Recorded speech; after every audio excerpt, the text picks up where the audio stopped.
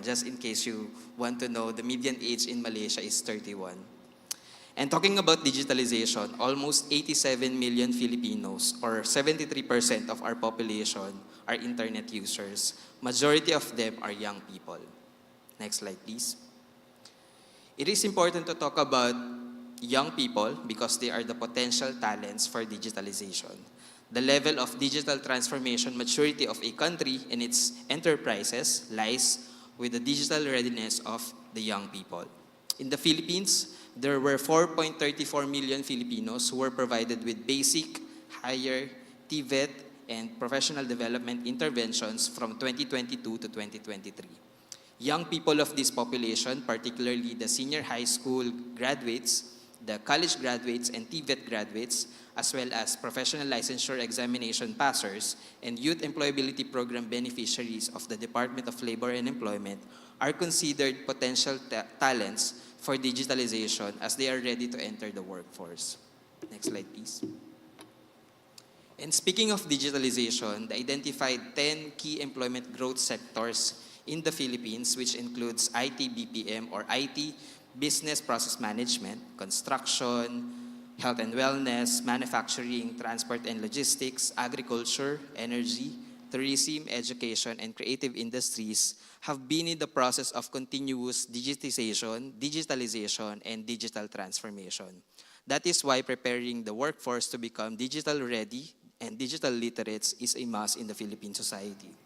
In addition, the emerging economies of digital, care, and green, which have corresponding enabling laws in the Philippines, have pushed the Philippine government to further increase labor force participation in these sectors, given the changes in the demand of the labor market. Truly, digitalization continues to reshape many industries, and such has transformed the way we live, communicate, and work. Next slide, please.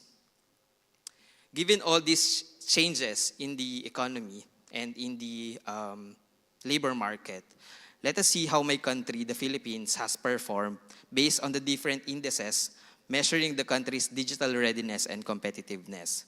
First, the Global Innovation Index ranks countries by their capacity for and success in innovation. In 2023, the Philippines moved up 3 spots to 56th place out of 132 economies. Citing the reason for improvement is the country's production of more innovation outputs relative to its level of innovation investment. Meanwhile, the Philippines ranked 52nd out of 64 countries based on the World Competitiveness Index, which analyzes and ranks countries according to how they manage their competencies to achieve long-term value creation. The drop in 2023 marked the 6th year that the Philippines stayed 13th out of 14 economies in the Asia-Pacific region. Very sad to know. Meanwhile, the Philippines achieved its lowest ranking in the Global Digital Competitiveness Index, which started in 2017. The Philippines fell from 56th place last year after it arrested 3 years of consecutive drop in 2022. The report showed that the Philippines ranking fell across all 3 digital competitiveness factors measured, which are knowledge, technology, and future readiness.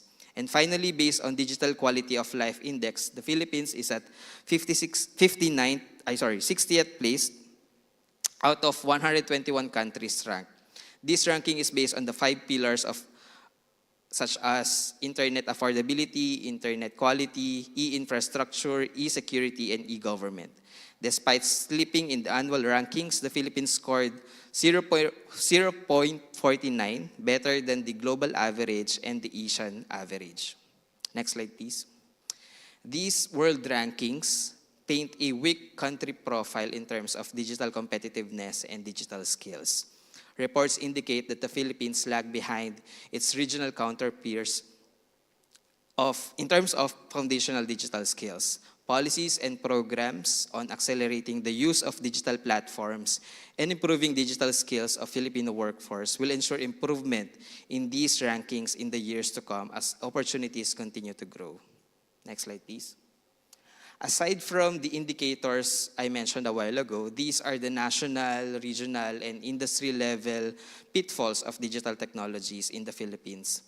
These challenges, based on our observations, continues to evolve as digital transformations continue to reimagine the way businesses and economies work. Closing the gap of digital divide has become more challenging than before. Next slide, please. But the Philippines is moving forward. Next slide, please. Given these rankings and standings in the Philippines, given the pitfalls of digitalization, the question that we want to answer is that where does the Philippines want to go as far as innovation, digital transformation, and improved quality of life are concerned? Next slide, please. The Philippine government initiated development plans that will represent the future that we want, including the kind of workers we want to be as Filipinos.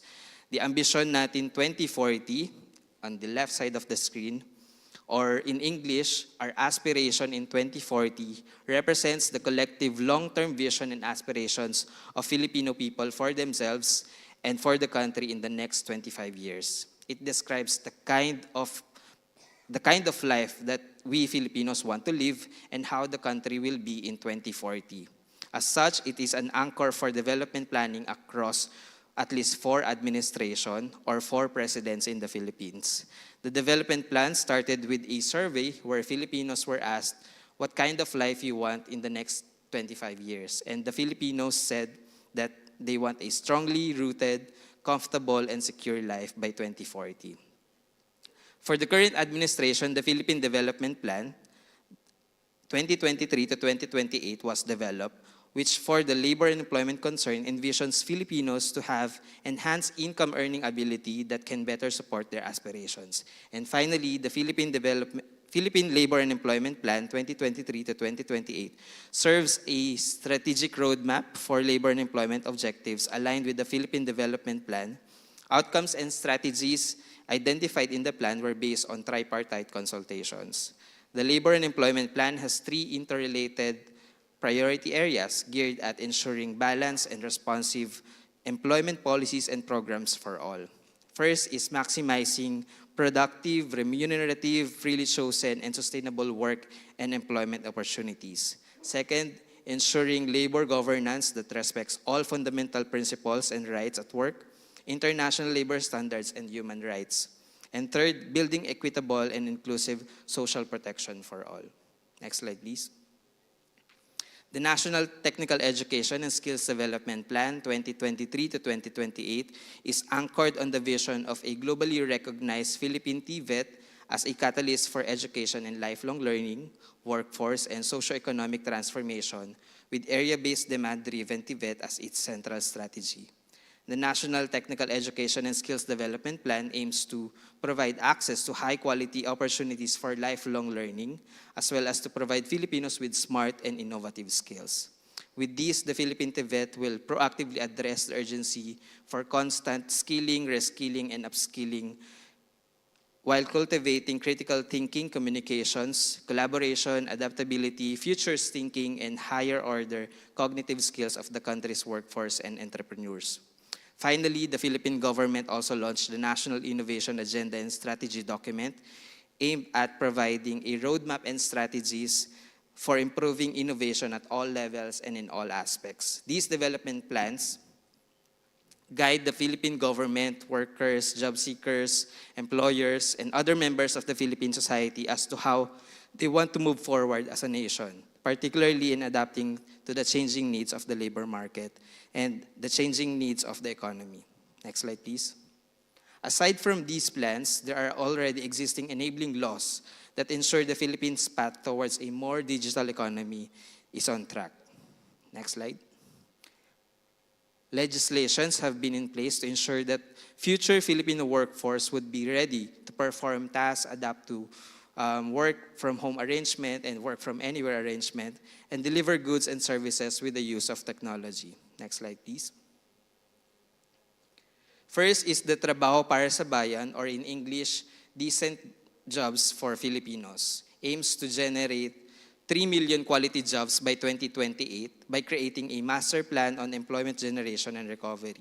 It aims to accelerate policies, programs, and services that will address job skills mismatch, underemployment, and unemployment in the country. Currently, the Philippine government is conducting its regional consultations to gather the insights of the stakeholders on the new and emerging jobs in their localities, which for most of the region, as of now, has identified digitalization as one of the jobs that are very emerging in their localities.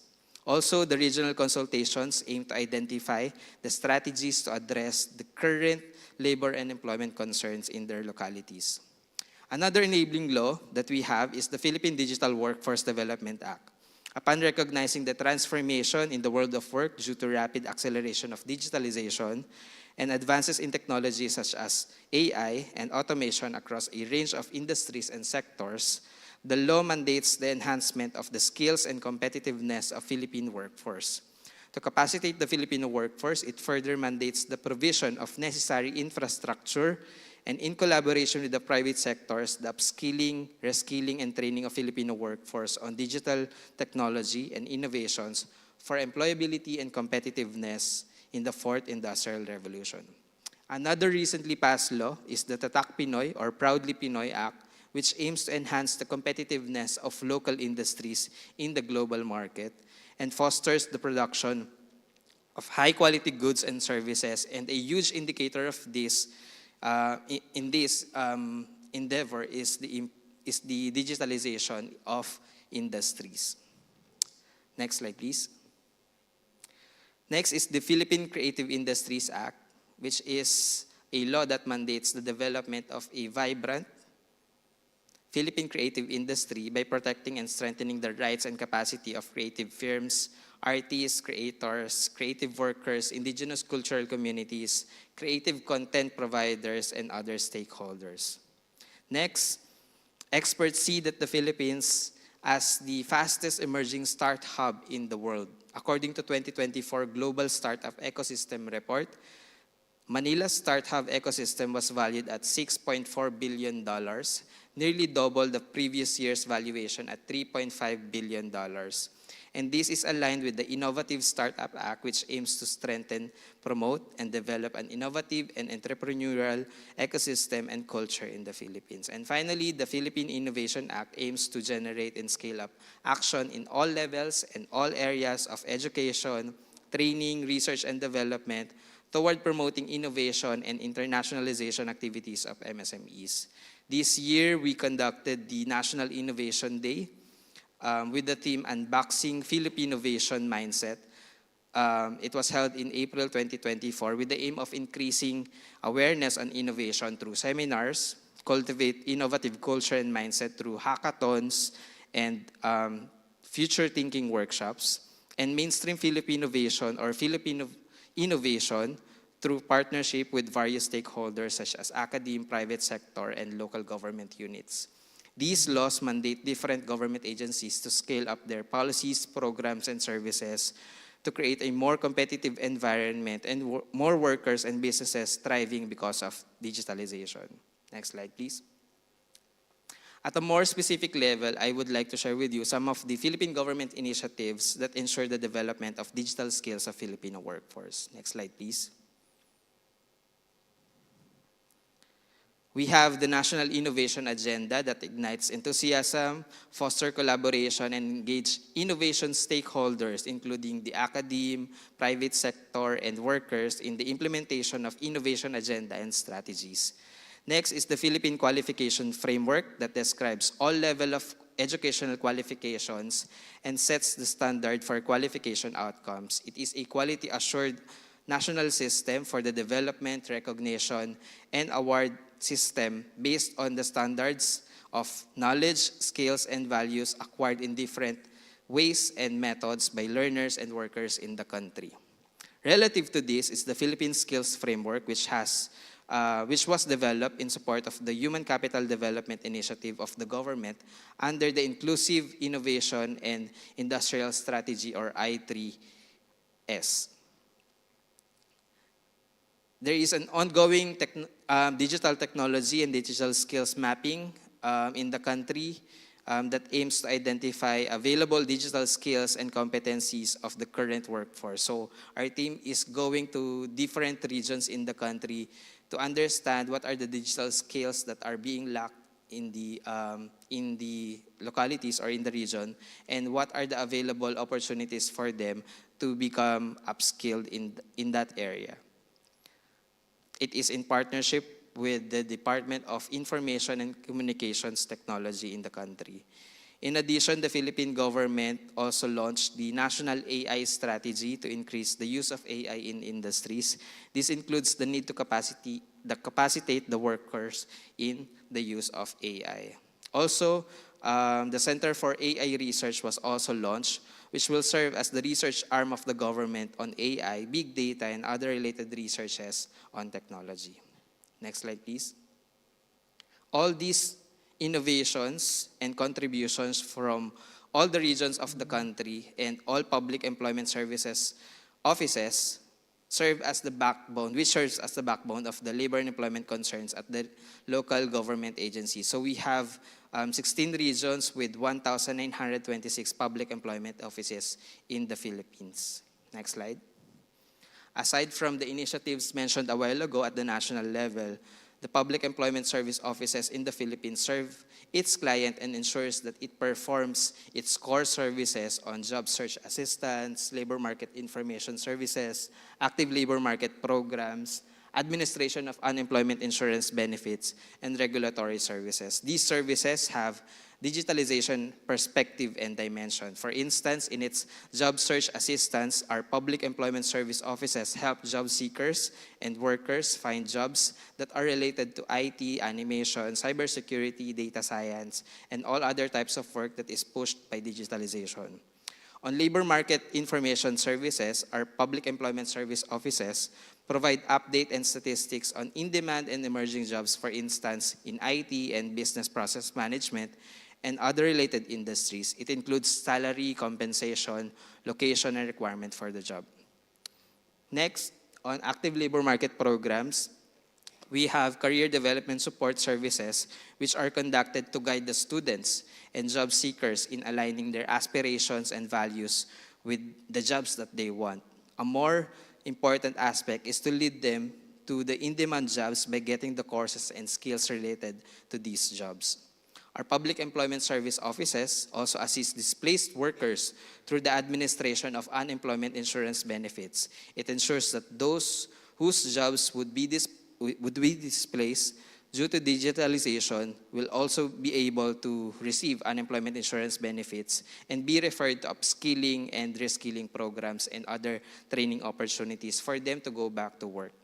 Finally, our public employment service offices implement regulatory services, particularly on the conduct of job fair. They ensure that job fairs are conducted based on the guidelines issued by the Department of Labor and Employment, and that they collect, analyze, and disseminate labor market information based on the types of jobs posted, qualifications of job seekers, and profiles of the employer, making sure that these would be efficient for the employment of the job seekers in their localities, and that the employers would find the right job seekers in their area. Next slide. These are just some of the many initiatives of the Philippine government towards ensuring that the Filipino workforce are supported through the information services, reskilling, upskilling, and qualifications and skills framework. Because what we want is for every Filipino to be future ready in a digital world that is ever changing. Next slide. For us to achieve a strongly rooted, comfortable, and secure life. Next slide, please. And I hope that, next slide. I hope that I was able to draw a picture of the Philippines and its digital transformation roadmap. Let us remember, as mentioned a while ago, that workers will not be displaced by technologies. They will be displaced by those workers who can use technologies efficiently and effectively. Let us also remember that without us, without our workers, technologies will not work. Maraming salamat po, and thank you for listening to my presentation.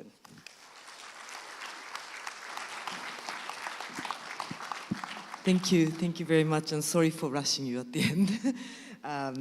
We have one more speaker, but just picking up from the first and second presentation, I think there are at least two aspects. One is related to how you assess where the skills gap.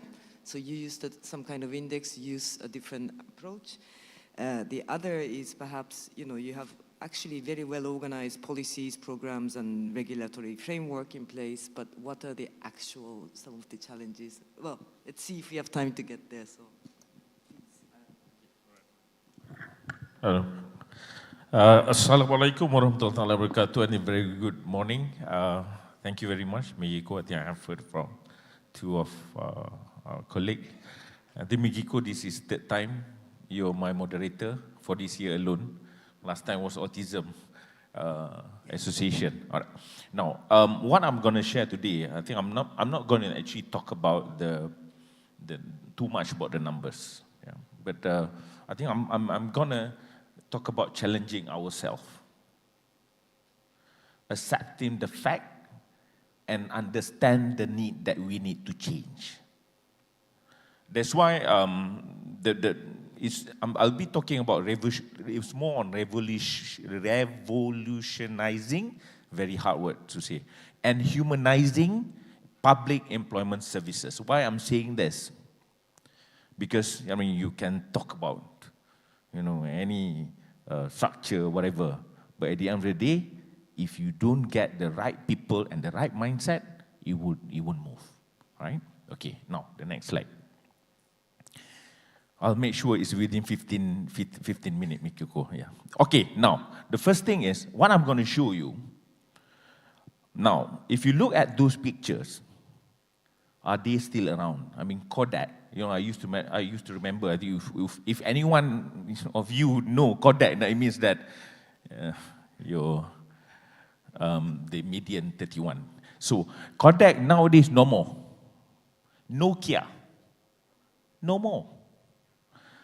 Compact used to be like a huge, computer. Now there's no more. When you talk about Pontiac used to be every time when you go into the village, whoever owned Pontiac, there will be like top ranking guys in that village. But nowadays, after they've been taken over by GM, there are no more there. Pan Am used to be every new aircraft flying. Pan Am will be the first one to be, the company who are going to actually test that aircraft. So they changed the whole world of aviation industry previously. Now, Netscape, this one interesting. Most of you know Yahoo. Netscape used to be the first one. I still remember when, chatting with my wife last time, through MRC, Netscape was the one. But nowadays, no. What I'm trying to tell you is, if you don't change, the environment, the whole world will keep on changing. But if you stay, you will be redundant. No matter what you say, no matter how many carnivals, you're talking about carnival. Last year alone, in Malaysia, we did 5,000 carnivals in a year. But does this guarantee? No. Now, in bringing this in, I would like to share with you the theory of David Meister.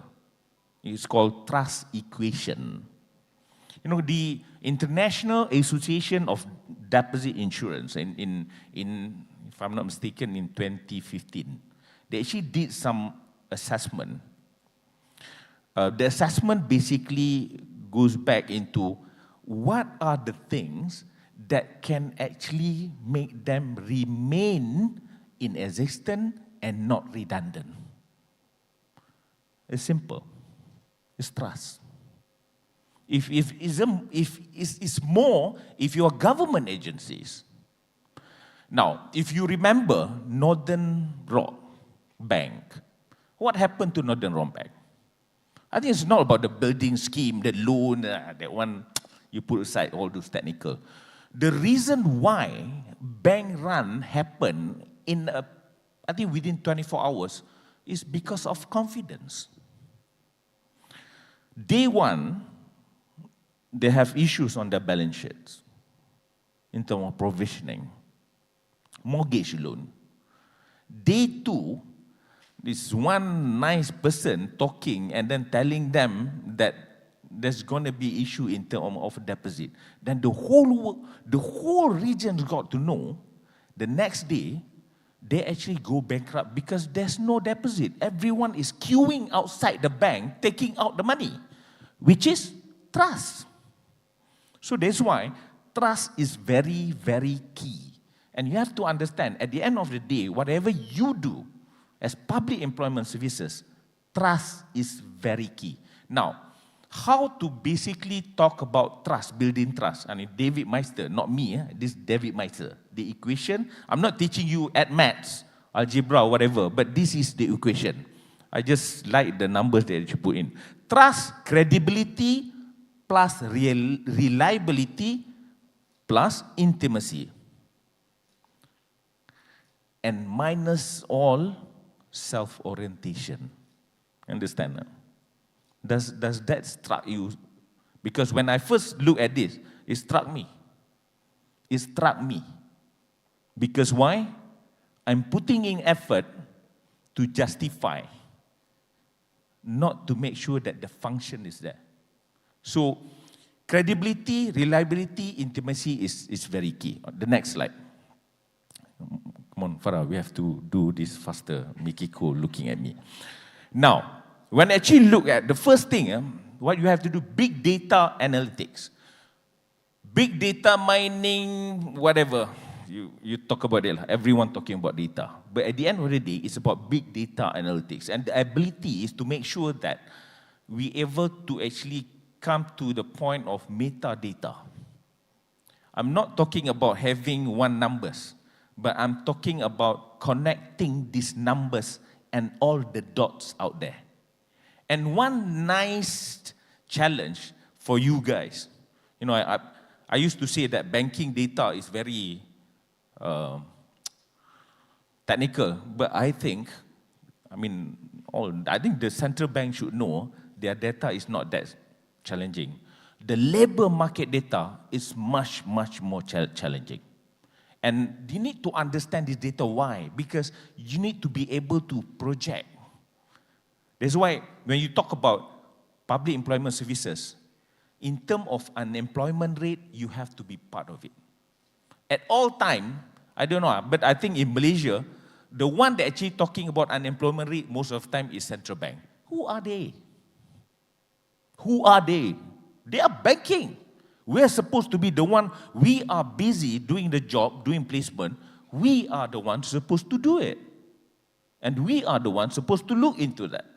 Now, the second one is, after having big data, then you do artificial intelligence. But most of the time, people jump into artificial intelligence. You don't have data, but you're going around talking about AI. That's rubbish. So, when you have AI, why do you add? Because you need to project.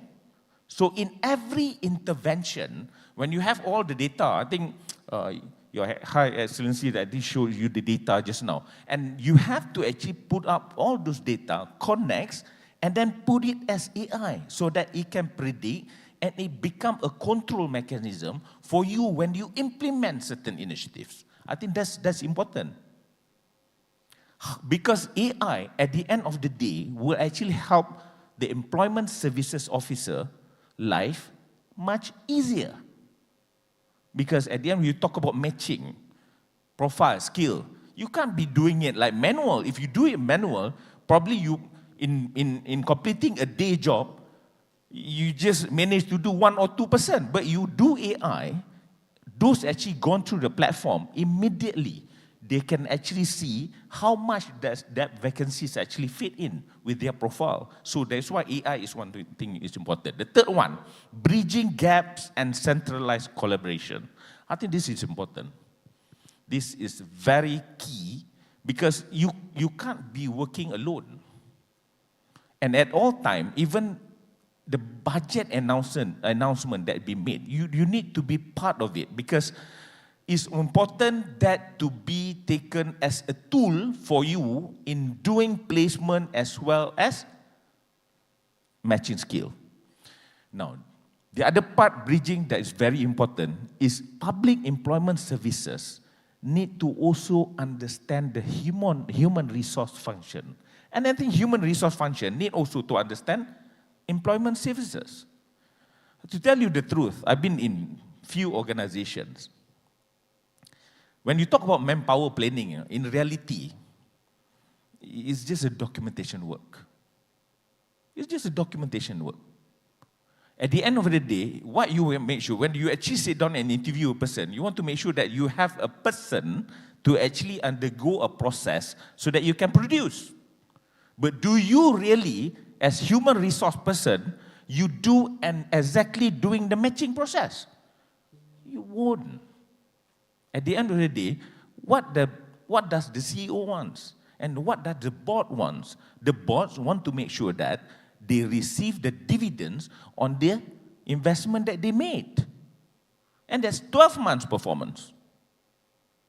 But at the end, when you start in recruitment, but without doing profiling, that's where the matching issues comes. Then again, you've been going through and do presentation, cracking your head, and talking about, wow, why we have mismatched 40%, it kept on increasing.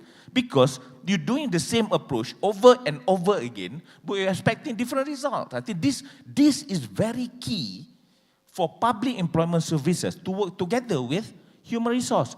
And human resource need to understand, public employment services have all the taxonomy skill sets. So taking advantage of this, making sure that you put what are the skills required in your workplace and then align. Because if you go and get a consultant to actually do your profiling, you know how much they will charge you?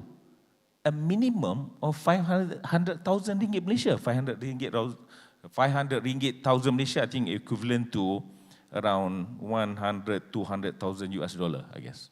Yeah. So, I mean, get use of these public employment services functions. Now, the next one is basically talking about labor, understanding human behavior. Public employment services need to understand, and those actually working at it need to understand that PES is basically a passion. It's a passion. You go and help people, you know, and make sure that they get job. At the end of the day, you satisfy because you assist, you help people. And this does not just involve normal people. You have those vulnerable groups, those in prisons, ex-prison, for example, ex-convicts. These are the, but why we can't put on our role as like a climbing a normal corporate ladder? It's different. That have to be, the mindset have to be correct. If we just come to work as public employment services, at the end of the day, every year, I wait. Okay, this year, I get 4 months bonus. Okay lah, fine, 4 months bonus lah. But that's not the thing. I think the mindset has to be correct. And this also include, when doing the recruitment, the profiling has to be correct. If you just imagine, if I recruit a person to become employment services officer, I mean, this guy finished degree like 3 to 4 years, score like, you know, out of 4, he scored 3.9 CGPA. He don't talk a lot. He do things individually. He just read a book, but he don't like to talk to people. Then I recruit him to become ESO, employment services. Does it make sense? It doesn't. So I think the profiling have to start looking into not just profiling for placement, but profiling in recruitment of employment services. I think that's key. Then the next one, virtual versus physical services. I think is important. If I do carnivals and I invite, like, for example, those young graduated age 22, 23, do you think they will come? They won't. Even my kids at home, they play games, they play Roblox. So I need to understand this. So I need to bring carnival into their homes. The like of, you know, Roblox and you doing carnival, utilizing metaverse concept. We are doing this, and I hope we can launch within this year. But it's going to change the whole way of people, getting jobs. Like, for example, interviews. You do traditional interviews. You have HR in front of you asking like 20 over question at the end of the day. Then the HR will say that, okay, never mind, now I will, because your profile, I like you, I will take you. But we have to change the way, because the youngsters now, the way they work, the way they think is totally different. Totally different. They don't like to go and face people. So we have to take advantage of this scenario and start thinking how we can change this. Even making carnivals through internet. And the other part is about physical services. I think like Malaysia, we are not really that big, like 14 states, but our geographical location is very challenging. So there are certain places that we need to have a physical appearance. We need to be there. So this is combination. So it means that we have to profile and really understand and apply, not just looking at the normal where pests need to have in every state. I mean, we have to start thinking differently. And the other part is increasing agility. I think this is key. It's important that we react based on what is going to happen. That's why when I actually mentioned about AI and big data analytics, because you predict and then you prepare before it happens. Now, I think interestingly, I always talk this with my colleagues, my chief investment officer, chief financial officer, because one thing challenging is public employment services need to be commercially driven instead of legalistic. Why I'm saying this? Because you can't build legal to build muscle, cannot. But you have to be commercial so that it can really fit in and take what are the needs of the public. Okay, Mikiko, I understand.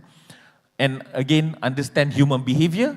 I think those are pretty much important to make sure that you're able to actually predict and you're able to give based on what they need. Next slide. Okay, I think based on that, in terms of intervention stages, I think we need to understand from what I actually mentioned just now, we have preemptive measures, we have during, and then we have post-emptive. So preemptive, it means that you have to go to, not, doing placement, you need to go to schools even to start changing. When you talk about mismatch, you need to start making sure that the kids know how to actually achieve certain ambition and how to actually go through and making sure that their study is aligned to whatever that they want to become. And of course, post-emptive, I think most important thing is employment insurance. And employment insurance should not happen when retrenchment happens. So you need to understand that you need to start to have communication and interaction with HR before retrenchment happens. So that will actually manage not just employment insurance part to make sure that they remain above the poverty lane, but also making sure that the placement can be done timely. Right, the next slide. Okay, I guess, okay, this is basically a video. I just want to show with you some samples that, because we try to change the whole things, how we actually do things. So there are certain, I think we started this interview using gamification and sports. So we invited companies, HR from companies to join us. At the moment, it's still a small number, but we are pushing through. Because by doing this, we manage the transition process, interview to getting letter offers. I think this is very important. So that's why we try to change the approach to make sure that not just the job seekers, but also employer got to actually do this together with them. So we started this last few weeks in Melaka, one of our carnivals. Keyakinan diri selaras matlamat PERKESO dalam mewujudkan tenaga kerja yang dinamis serta berdaya saing. And I think because of doing gamification, I think it pushed up in terms of the placement. I think for these 2 days, we managed to place, I think, letter offer issues about 568 letter offers, if I'm not mistaken, and 1,200 have actually managed to proceed for second interview. So that's why we're going to push this through, and of course we're going to change more. Thank you very much.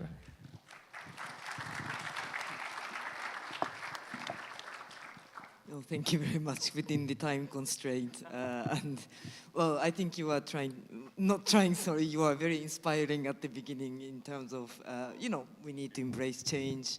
And indeed, I'm of the generation that recognize many of the logos, so it's true, things change and you need to adapt. Perhaps one point that emerged, maybe, well, there are many, but one area is about making this kind of labor market information, we used to call it, well, we still do, labor market information system, but making it more like a labor market intelligence, which you can use as a policymakers or maybe from the user side that they can understand better what's going on in the labor market. So thank you so much to all the speakers, but I think we have time for Q&A. Yeah, anybody from the room? I think any questions to any of the speakers, I think is very welcome. Oh. Please just quickly introduce yourself. Thank you.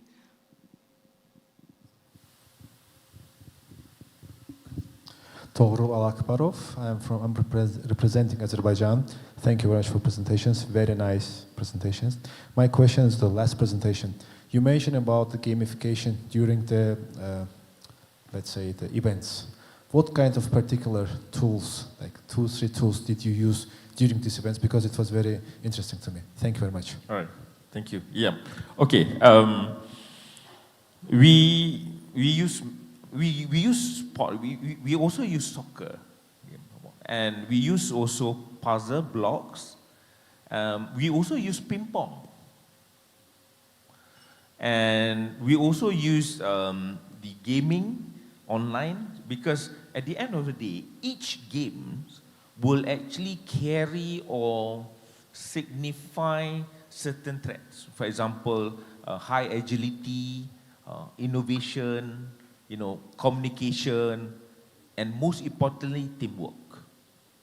Because most of the industry, when we sit down with HR, they are looking for those high teamwork, innovations, and I think communications. Yeah. So you make them like the company representatives to play with the candidates, right? Or do they always play, or sometimes they just look how the candidates are playing? The first thing is basically how they play and the result that they have. So every time when they actually play, so the result will be shared through the monitor, and HR that actually doing or playing the game with them will actually assess and then go back and look at the score, whether it's actually aligned or not. And each score we will give according to agility, high cognitive abilities, so on and so forth.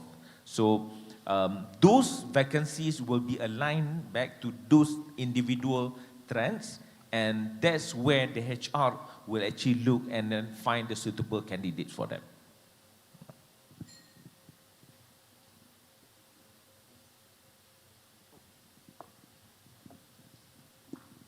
Do we have something? I also have some questions coming through online, but if there is another person, perhaps maybe we take one more from the floor.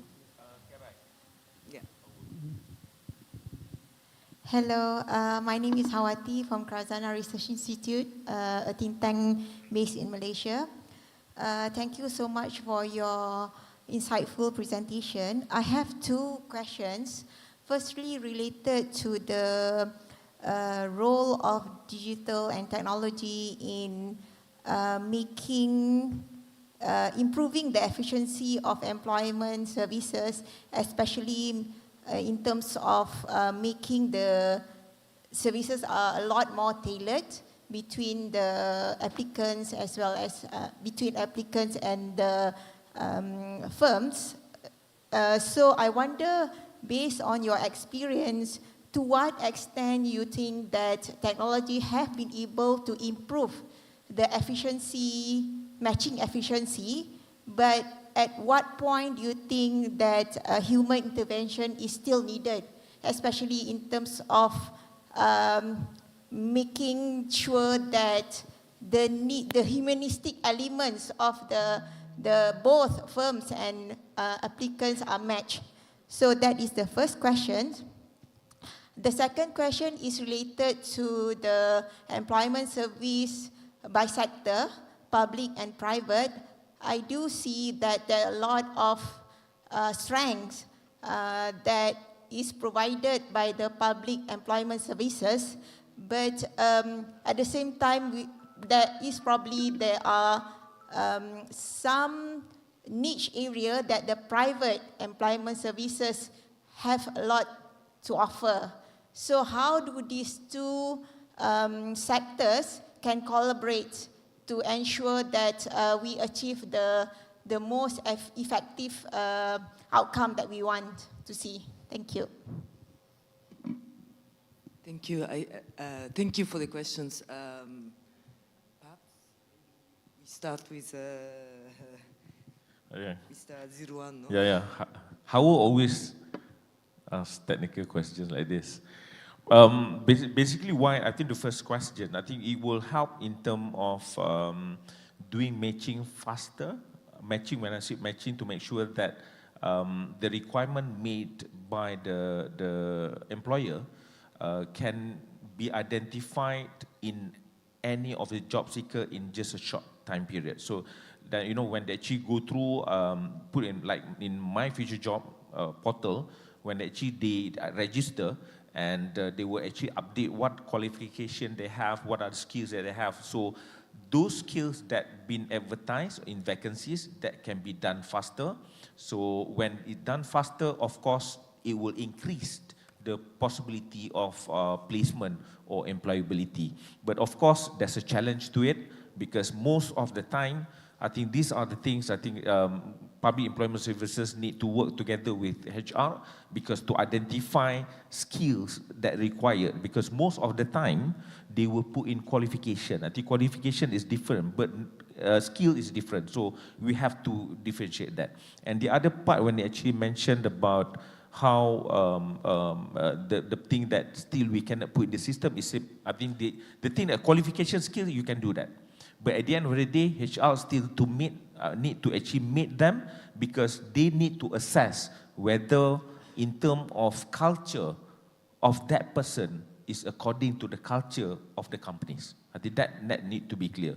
And this you can't really assess through psychometry alone, but you need to sit down and discuss with the person. Thank you. Just, would you have something to say on public-private? Oh, there were two parts to the question, so if you would like to just mention a few words. One was about this efficiency, the other about public-private, you know, what's the difference? To answer the first question on the role of public employment service on the digitalization, maybe we can look at the side of the audience of the public employment services, the clients of the public employment services, the job seekers and employers. So in the Philippines, there will be more Gen Zs, or those in the age of 11 to 26. And in the next years to come, this will be the largest part of the labor force, or the largest group of labor force in the Philippines. And when we talk about Gen Zs, they want fast, they want efficient, they want effective services for them. No, otherwise they will leave the job openings, they will leave the public employment services, and on the other side, the employers would not get the right workers. You see, the role of digitalization is very important, not only in ensuring that we cater to the needs of the job seekers and employers, but also in moving the market in a fast-paced economy.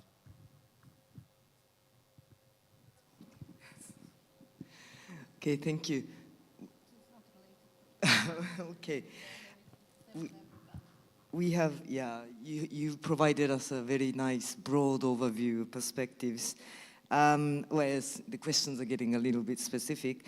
We have some final questions, but coming through online. We have one question to Mr. Lucas. How is the Philippines addressing the digital divide, particularly in rural areas? And we have two questions to Mr. Azirwan. One is, well, leveraging the public-private partnership to support workforce development in the digital economy. And then how to promote collaboration within organizations to technology adoptions so that to seasoned employees. Is this clear? To seasoned employees. I guess so the workers are ready, I guess. Seasonal. Oh, okay. Understand.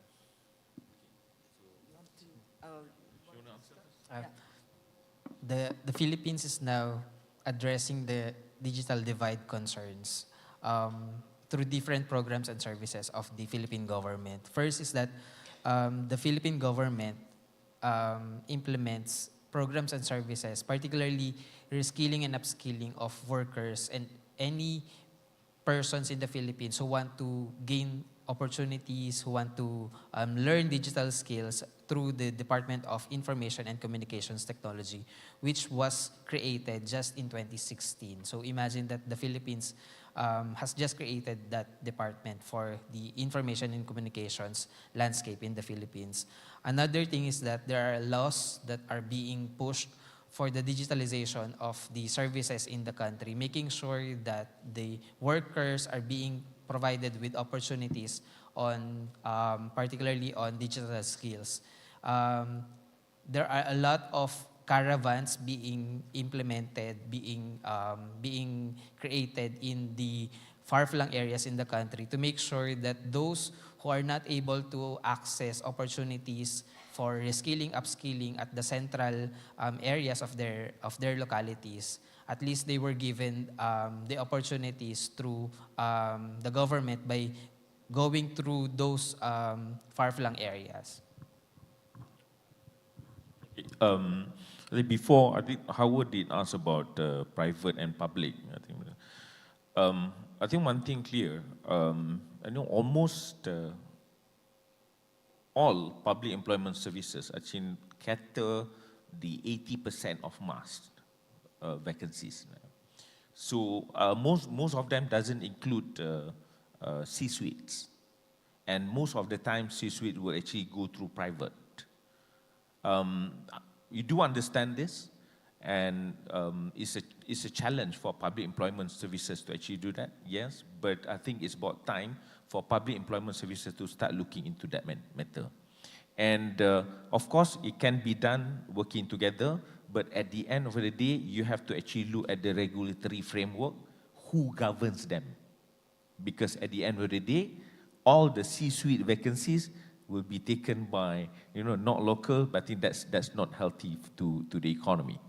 And if that is the condition, I think the certain regulatory framework need to be in place to make sure that the reporting structure need to be aligned to the public employment services so that it can, for at least if they cannot dictate in terms of filling in the vacancies, but they have vacancies to be advertised. And I think it goes the same for expatriate process, need to also go through the public employment services to make sure that, the vacancies can be filled out with immediate available candidates when it happens. Okay. And the other part, I think when you talk about working together, yes, I think there's a need to that, because that's why when I talk about understanding behavior, you can't do one strategy to fit all. Like for example, you have to identify niche. I mean, what we do basically, like for example, those low income, in Malaysia they call it B40. We have B40, M40, T20. So T20, all the rich people. And 20, consider half, middle. But B40 is considered lower income. So these people, in order to actually provide public employment services for them, you have to find a way that, fits them. Because if you do big, huge carnival, they won't come. So you need to actually look at, go to their location, their apartments, just do a simple one, identify them, profiling, and then that's where the placement can actually happen. And the other part, also working together with prison, for example, as convict, because there's a law in managing them. You have to understand that and making sure that the transition after they've been released from prison to working life is seamless, and making sure that confidentiality is there. So I think you need to actually work together with other ministries, other organizations, but understanding the requirement. And the last one, they mentioned that seasonal worker. Of course, I think youngsters now, is a different way of thinking. When they graduated, after 3 years, they will come and see you and ask when they will be promoted as manager. That's their life. I mean, that's the time that they have. During my time last time, I have to really crawl and for 10, 15 years, making sure that Dan only got the opportunity. It's different, everything fast. So it's what our colleague mentioned. So you need to understand that, and that's why the most important thing is profiling. Profiling and the database, not just putting in qualifications, but skill is important. Most of the time, we forgot that skills that makes you move higher, not qualifications. And we need to actually put up aside and differentiate that. You have degree of accounting. Does that mean you can do full of set of account? It doesn't necessarily so. So that's why it's different. That will actually give you strength in terms of putting and climbing the ladder is basic skill. So that need to be different. So if we do profiling, whether you're seasonal or whatever, it's easy for you to jump because this is there. And its opportunity will always be there. Yeah. Okay, thank you very much. Unfortunately, the time is up, but thank you to all the speakers for your insights and experience sharing. I hope maybe in the 2 days, maybe there will be other opportunities that people you can exchange further. So thank you again. Thank you very much to the moderator and all our speakers for such insightful and thought-provoking presentations at this time. In the interest of time, we would like to invite Mr. Ahmad Nazli Osman Muhammad, Chief Finance Officer of PERKESO Malaysia, to join the stage to present the token of appreciation to the moderator and all speakers. Please. Firstly, token of appreciation to our moderator of the session, Ms. Makiko Matsumoto.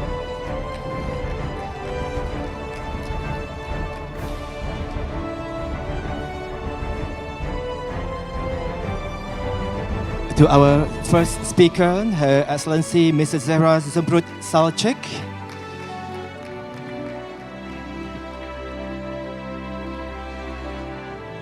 Our second speaker, Mr. Jerome Papalukas.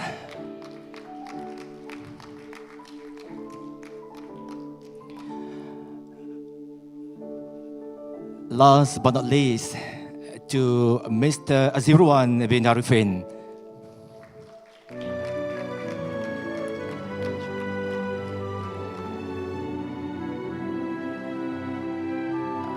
Thank you very much to Mr. Muhammad Nazli, and thank you once again to our wonderful speakers and moderator for their engaging and informative presentation.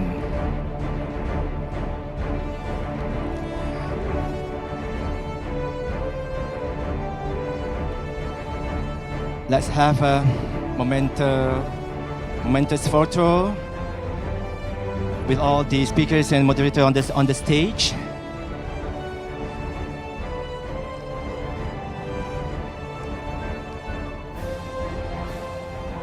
Thank you very much once again. We would like to invite the speakers and the moderator to take a seat before we move on to the next presentation.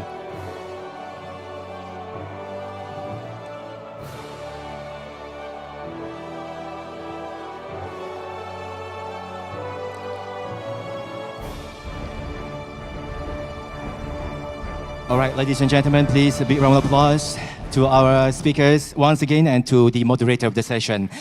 Let's move on, shall we? We are running out of time, very seriously, but never mind. Please bear with me.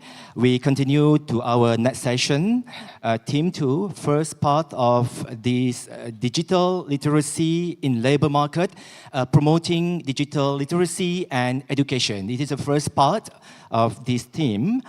And then I would like to call upon, without further ado, Ms. Hava Hussenli, Head of the International Partnership Division, the Azerbaijan Public Employment Agency, ALPIA, Azerbaijan. Without further ado, let us welcome Ms. Hava. The stage is yours.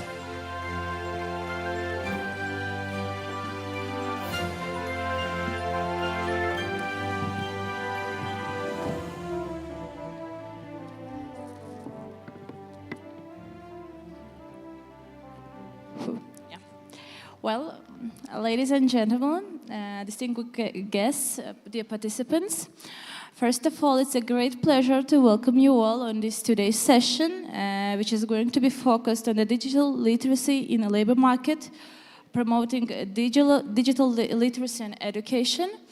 And my name is Hava, as I've already been presented, and I will be serving as a moderator for today's session. Well, the digital literacy is one of the main important topics of today's globalized world. Digital skills, particularly digital literacy, is a very important factor for the social, economic development of the society, as well as the employability of the labor force. Without adequate digital literacy, it's almost impossible to participate in the economy.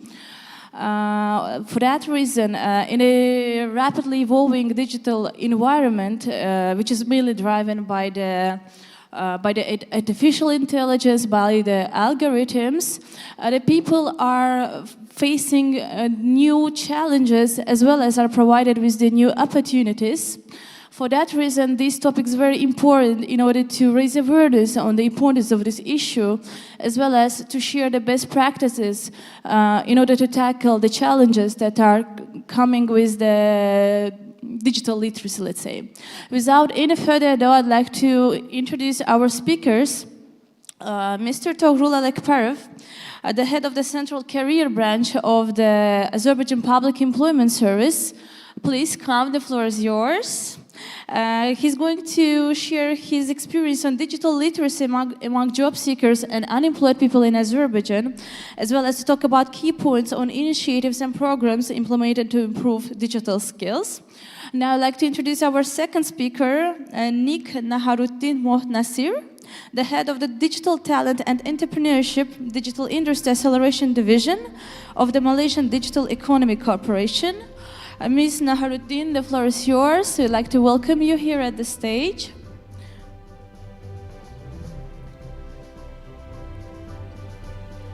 Mr. Naharuddin is going to share the MDEC's efforts and strategies to foster digital literacy and entrepreneurship skills. Well, as we are running out of the time, without any further ado, I'd like to give the floor to Mr. Alekparov to present his outcomes and to introduce the topic. The floor is yours. Okay, Assalamu alaikum wa rahmatullahi wa barakatuh. My name is Toghrul. I will try to have a short presentation, short but interesting, because I know we are also educators, and we know that when you have a lot of information inside, sometimes your brain is not working, particularly if you are coming from the country. Like, for example, I still have a jet lag. We had a short conversation with Miss Barbara, and when you are coming from like flight for 10 hours, sometimes you forget why are you here, and even who are you. So I would like to have a short but a little bit of interactive conversation, and I know that sometimes our phones could be our friends, but sometimes our phones are not our friends. So Let's start. So, as I told, my name is Toğrul, and I will try to share our, maybe I can speak from this side, not having the problem with that microphone. So let's see whether it works or not. So, I am representative of Central Career Branch of the State Employment or Public Employment Agency of Azerbaijan. So, Central Career Branch, unfortunately, so far, it's the only governmental body which works with career guidance in Azerbaijan.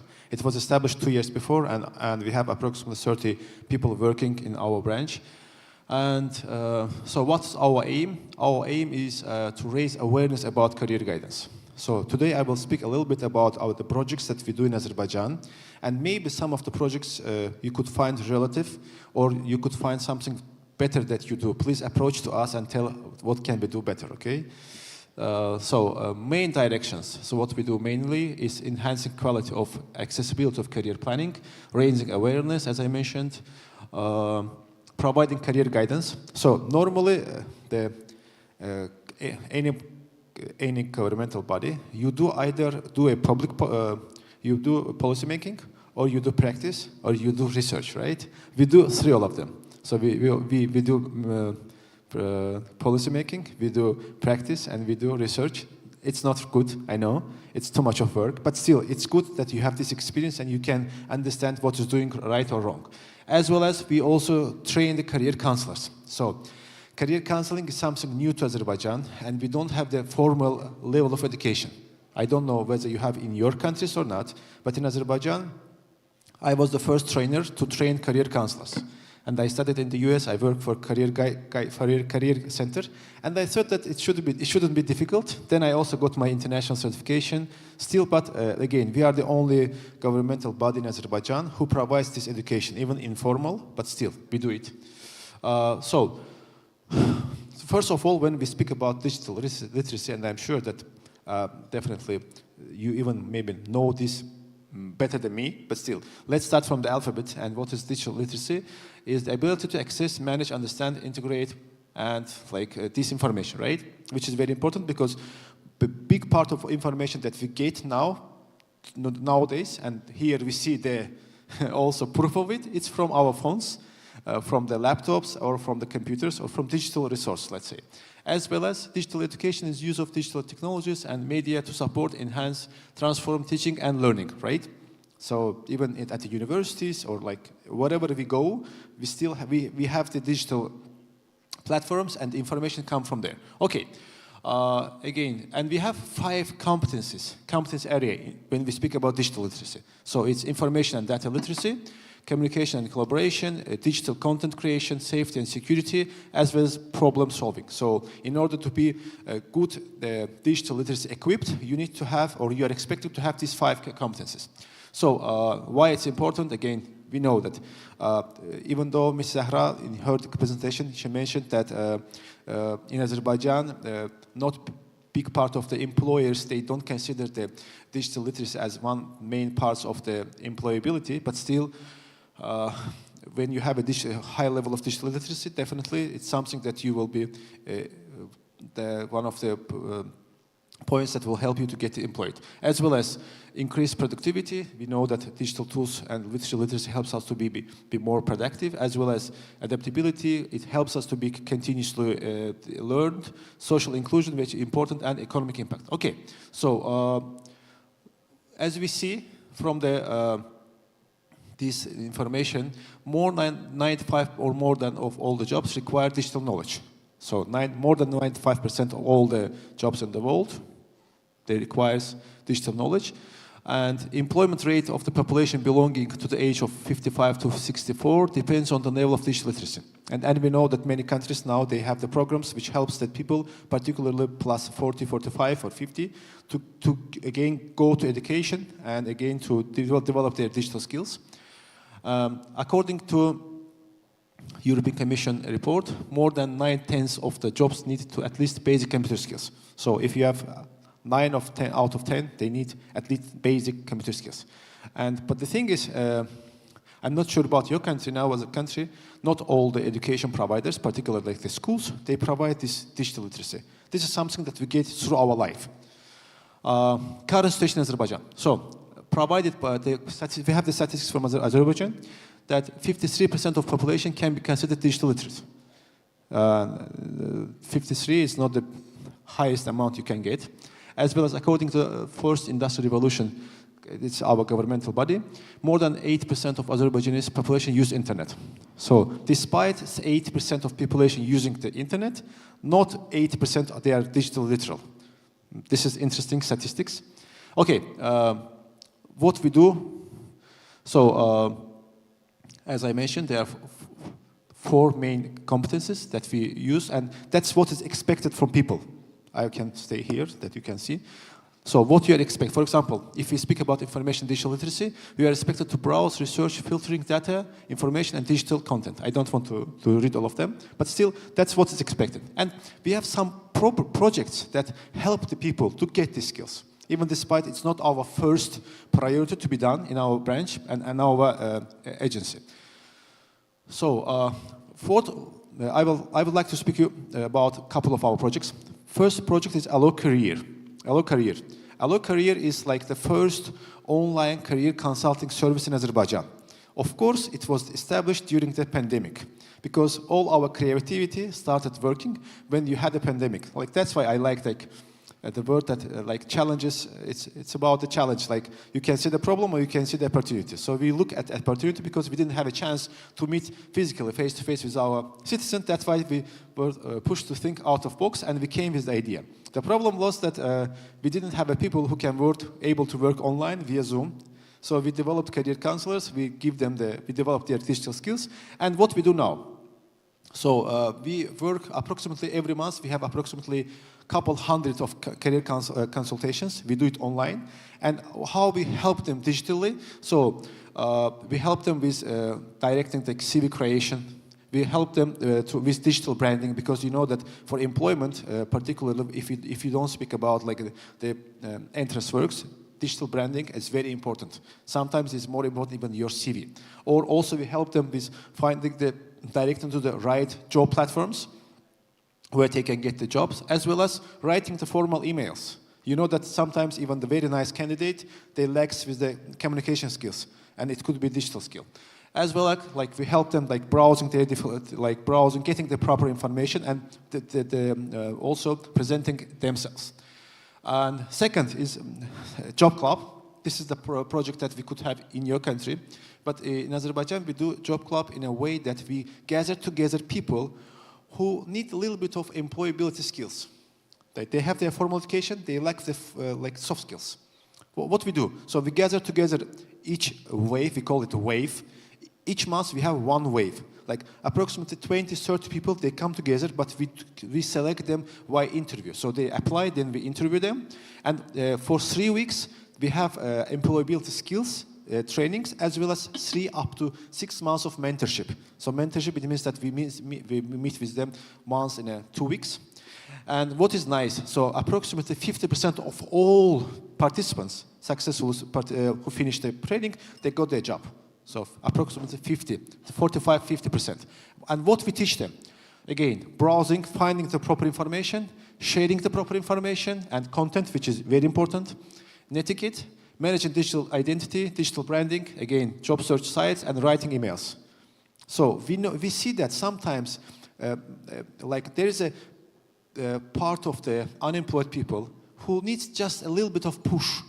And sometimes this push could be having these proper digital skills, which we try to give them during the trainings. And as I see, like they are very happy with this. Again, what we also developed, we developed the first governmental managed CV creation platform. And we call it CV Yarat. It means like create your CV. It's not creative answer, like the name branding, but it works. And what we do, so we help, because in Azerbaijan we don't have the one standard for CV. I don't know how about your country. In our country we still don't have it. We use the American style CV or resume, which I think is quite good, because sometimes they make it very, fluffy. They make it very colorful with like flowers, like bears, teddy bears, but it doesn't work, right? That's why someone needs to show how it should be, and we thought that it could be our agency. And we also have a lot of tips. So we show, like, for example, we show them 4 photos and we show which one is good and which one is not bad. Because sometimes they put the photo with their friends, or they put the photo from that's like recreation or from the wedding, really. And if with the food, so once there was I remember there was a photo, a candidate for an accountant. He sent the photo with the kebab. And the HR tried to understand what was the message from the candidates. I mean, they don't know, they just don't have enough information. That's why we help them, and this is very important because even now we see that candidates are sending the resumes to our agency using this platform. And we have approximately 100,000 of candidates who develop their CVs there, and which is very important. The project I'm really proud of, one of the jobs what we do is preventive. You don't want to have old unemployed people come at the same time. So we started this year the project named Çıraq. Çıraq means the lamp. What one means is lamp like the fire or like the light. Second, the meaning it means like the student. So we gathered together 90 high school children from all Azerbaijan, and we will provide them 9 months of mentorship for free. And we found very nice mentors, and we found that people really keen to share their experience. And one of the trainings will be about digital literacy. So you don't want to expect people to be like 25, 30 years and try to teach them because they need money. So that's why we still need to start from the school. Okay. What we also do, we developed one tool, again, about career guidance, and we do it about ourselves, and we help the people understand what they want and which field is interesting to them, or we also, what is our suggestion? So, as I mentioned, for employability, you need to have 4 skills. Computer skills, communication skills, internet skills, and advanced digital skills, like if we speak about digital literacy. And what can we do in these levels? First of all, so schools or the person should develop in digital competences, then it's digital usage, so professional discipline and application, so they can apply this information. After this, they apply this information and it becomes a digital transformation, so they can use this information and skills to develop themselves. So this what we suggest is at the individual level, appropriate career self-management resources. So there should be some resources that people can understand who they are. So biggest problem in the career guidance in perspective of Azerbaijan is the problem that in education, either it's a high school or the universities, there is a lack of the tools to help the person to understand who they are. There's a big lack in the self-awareness. I don't know about your countries, but you could find like 30, 40, 50 years people in my country who don't know, who can hardly answer the questions who they are and what they want. That's because of the lack of one of the reasons, the lack of the self-awareness tools, particularly the digital tools. Second is, at the organizational level, we can help the providing employees with support, advice, and requisite skills. So the places where they can use the skills. At the governmental level, government is expected to have the proper strategies where the population can use the skills. Last, I am sure, there are some resources and the programs from the countries. They can develop it. For example, at the public awareness and community program, as you say, digital literacy project. At the education level, like the digital literacy in national curriculum. So national curriculum, they added digital literacy as a part of national curriculum. So as they know that it is something required in the future, so they teach it in the schools. As a digital literacy, they don't teach philosophy. They don't teach like ancient history. They teach digital literacy, which is very important. At the governmental level, again in Ireland, there's digital skills for citizenship. This again another project. So as we see, digital literacy, like from perspective of Azerbaijan, we see it's very important, and we are not expecting anybody to develop it because as a government, it's us expecting to do it. And our idea is like to start it from the bottom, from the grassroots. So we started working with school children, we work with students, we work with unemployed people. But if you will ask my perspective, you cannot be hero at the battlefield alone. So you need to have the cooperation between other governmental bodies, show that you are not enemy and you are not competitor, that it is good for all country, as well as working together with the business in order to show that if we will do it together, you'll get the better employers. Thank you very much for your attention. Well, thank you, Togrul, for the comprehensive information and provided detailed practices of the APIA. I really like the sentence that the challenges sometimes can make the people to turn on their creativity and get an advantage of it. So we as a society, as the representatives of the governmental institutions and the non-governmental ones, need to take an advantage of the challenges and be agile just to transform and just to get used to that. Thank you for the information provided. And now I would like to give the floor to Mr. Naharuddin Mohtnasir, just to provide his insights on this issue. Please, the floor is yours. Thank you, Madam Chairperson, Ms. Haiba. Bismillahirrahmanirrahim. Allahumma salli ala Sayyidina Muhammad. Assalamualaikum and a very good afternoon. Just checking my time. Because we are standing between the audience and lunch. So, okay, my name is Nick Naharuddin. I'm from the Malaysia Digital Economy Corporation, or more fondly known in Malaysia as MDEC. So MDEC is actually a government agency. We are now under the Ministry of Digital, a newly minted ministry in Malaysia. So our mandate is to grow the digital economy. So we do end-to-end, everything from investment promotion all the way to export promotion. And in between investment and export, we do ecosystem development. So we look at what's important and critical in terms of building the digital economy. So we look at things like funding, legal, regulatory issues, matters, and of course, talent. So in terms of talent, we work with the whole ecosystem player, starting from Ministry of Education, Ministry of Higher Education, Ministry of Human Resource, and all the private players as well, just to make sure that the country has enough talent to supply to all the investments that we are attracting in, right?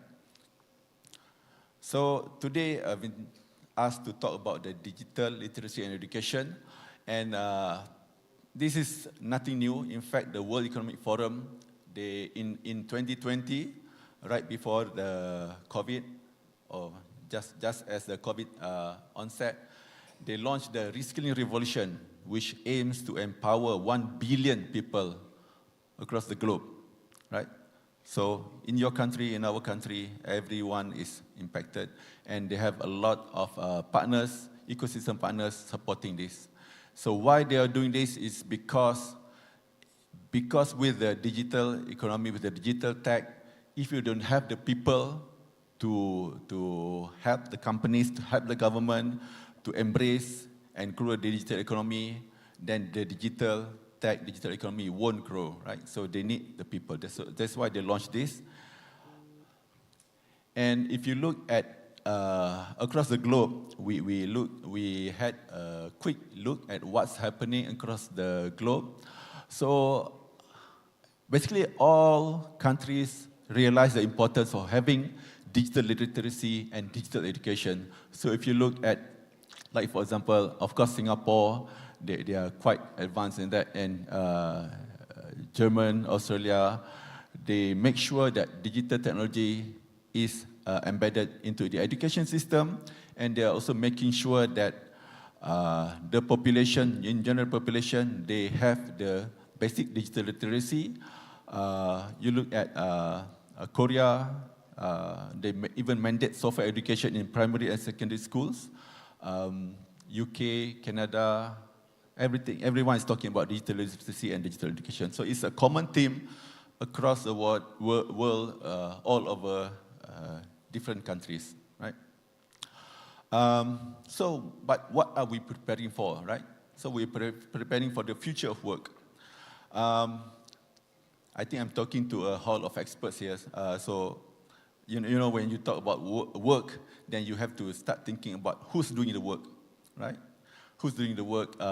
Is it full-time or part-time employees? And nowadays you have like crowdsourcing, you have the gig workers coming into the equation. Then you have to start thinking about how the work is done. Is it done by people? Is it done by with the help of AI, robotics, and automation?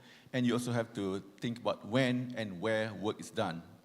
So this is where, because now you have people in Malaysia serving companies in US, Europe, Japan, everywhere, and we have workers from all over the world serving companies in Malaysia. So you can work from anywhere, serving any companies anywhere in the world as well. So, but I haven't heard government outsourcing their work to people, employees from different nations. So who knows in the future, right? Because we don't know what the future is going to look like. 2 years ago, not many people were talking about AI, but now everybody is talking about AI. But some other people are also thinking that because of all the technological advancement, in the future, humans do not need to work. So this is a book by Daniel Susskind. I'm in the midst of reading it. So I think if you have time and you want to expand the ideas, you should read this book. Very interesting. They're talking about how in the early 19th century, about I think 200,000 horses were plying the roads in New York City, but with the onset of cars, only after a few years, no more horses. So I think within that few years, probably horse meat were very cheap. I don't know, but that's horses, right? Okay, so just thinking. But regardless of what the future is going to look like, but at least in the foreseeable future, we know for sure that digital economy offers immense opportunities for those countries, those companies, those individuals who are ready to seize them. So Malaysia, we have been recording very encouraging investments in the digital tech world. We have big names announcing their investments into Malaysia. So we have to make sure that we have the people who are literate enough, who are educated enough in digital tech to grab this opportunity. Right? So this is what we did in terms of looking at what are the demand for digital talent. So what we realized is that, I think you also realized that digital talents is required not only in the digital tech area, digital tech companies, but all over different economy activities. You're looking at banking, I think very strong into tech, and they are willing to pay more. Insurance carriers, IT services, of course, financial services. So all of this marketing, everyone is actually wanting to have the digital experts, digital tech professionals in their companies, right? And all this digital talent demand is recording humongous growth. You just look 400%, 200%. So it's very encouraging. And this is just looking about the popular job titles, all software development, AI, data, so it's all there, right? Again, just a snapshot of what skills are in demand. If you want, you can go to our website. We have published this for Q1 2024. We are in the midst of publishing an updated one for Q2 2024. So it analyzes what are the job in demand, the skills in demand, and all that, and probably some indication of what salaries are offered.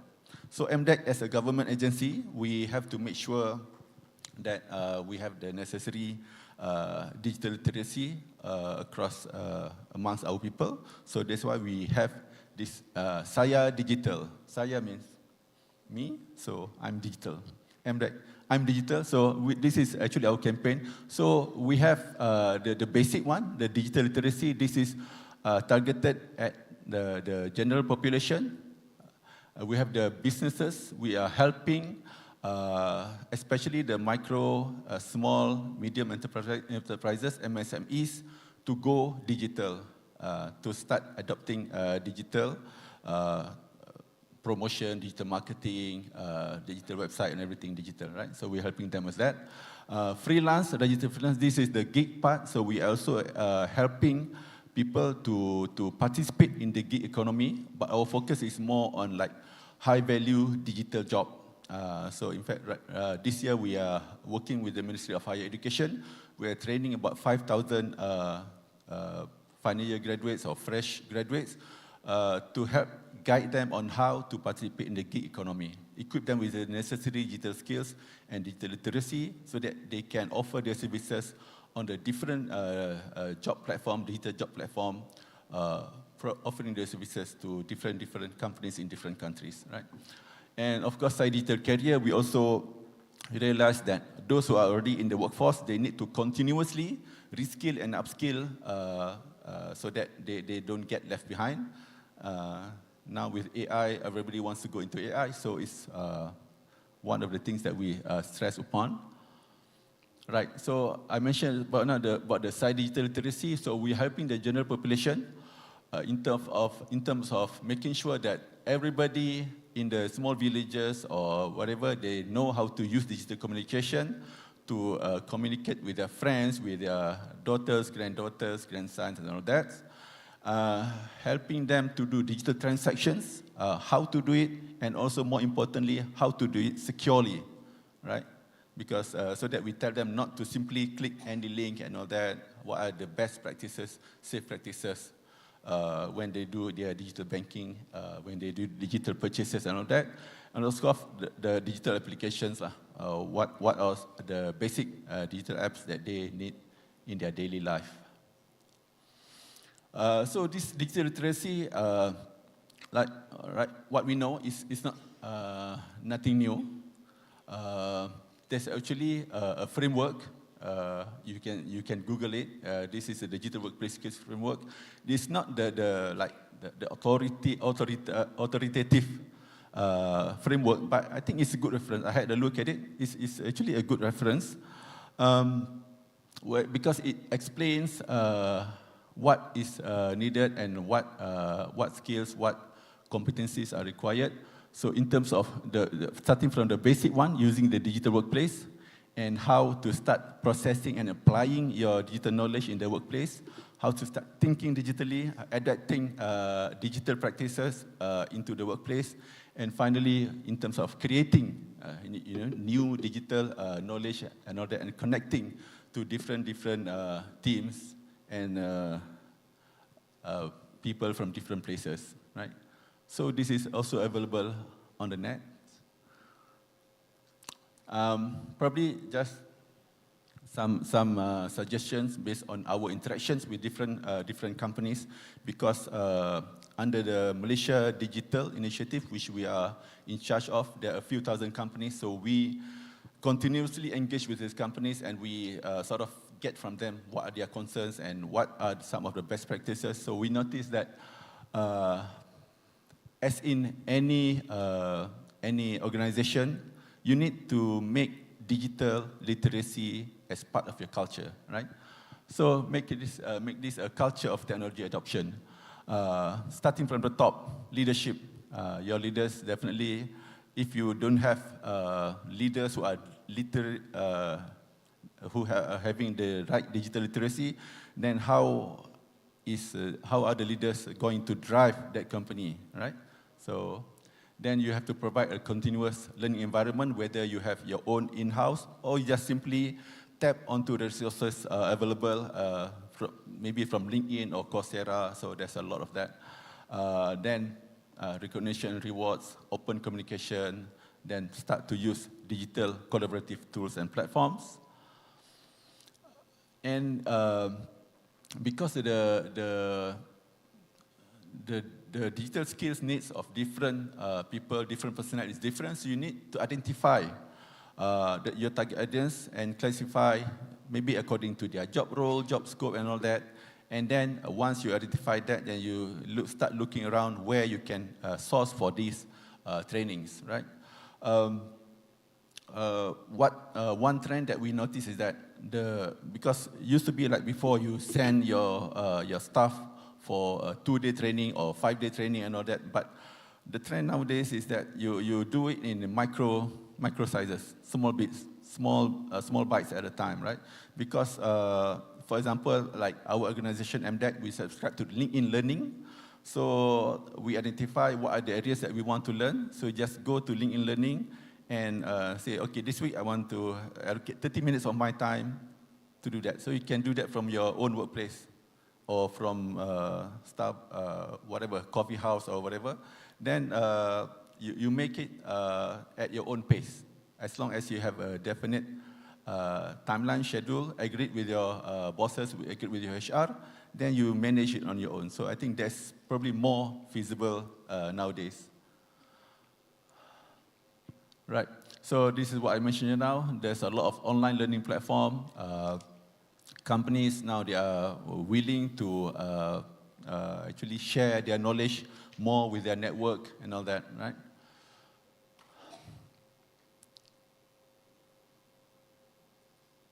So maybe you are wondering what are the skills required. Like I said, it's depending on what job role, job scope for each individual person. But in Malaysia, under HRD Corp, they have developed the industrial skills framework for different industry. So for digital tech, they have actually asked MDEC to develop the industrial skills framework for the digital tech, right? So it's available on their website. You can scan the QR code. There are, I think, now about 9 or 10 skills framework on digital. And according to HRD Corp, the digital tech industrial skills framework is the most popular, most downloaded skills framework. So in there, each framework defines what the job scopes, the job title. For each job title, what is required in terms of qualification, experience, soft skills, hard skills, and all that. So everything is defined there. And it also defines what are the certifications, professional certifications, which are popular or in demand by the industry. So I think it's probably worthwhile to have a look at the skills framework, right? Okay, so for MDEC, like I mentioned, we do the end-to-end developmental work for talent. We start with schools. So we work to train teachers. We also educate the career counselors from primary and secondary schools. And we also do a lot of awareness work under the My Digital Maker movement. And we identify top students, we call them digital ninja, and we send them for different competitions, workshops with companies. So this is very exciting. Probably you can look on the social media for digital ninja. At the university, we have the premier digital tech institutions. We work with 17 universities and 7 polytechnics. So what we do with the universities, also the same, we get industry players to look at their curriculum, and we get industry players to train the lecturers.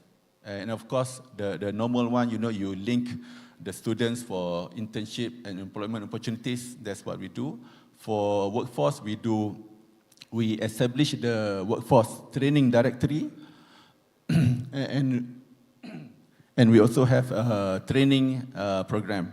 Right? The entrepreneurs is something that we do, but probably not for today's session. Right. So under the workforce, we have the training directory. It's available on our website.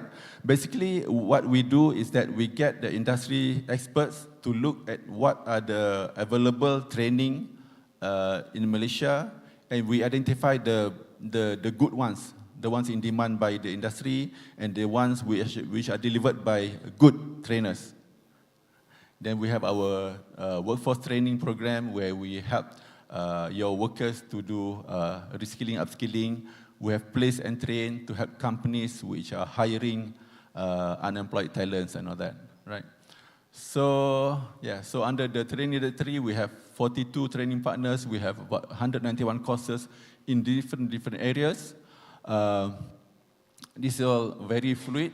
The artificial intelligence used to be 4, but the number is growing, so looking at depending on the demand. Right. So I think just as a summary, I think going forward for organizations and government alike, probably there's a real need to understand what are the digital literacy needs in your own respective organizations. then only you can prescribe the right solution, the right training and certifications for your staff. Then, of course, you need to invest in talent development. Some time ago, we did a survey for companies in Malaysia, and we realized that not many companies in Malaysia invest a necessary amount of fund to train or upskill and reskill their workforce, right? And last but not least is, of course, the leadership. I think I cannot stress this enough. It's very important to have leaders who understand digital tech and supports the development of their staff. With that, thank you.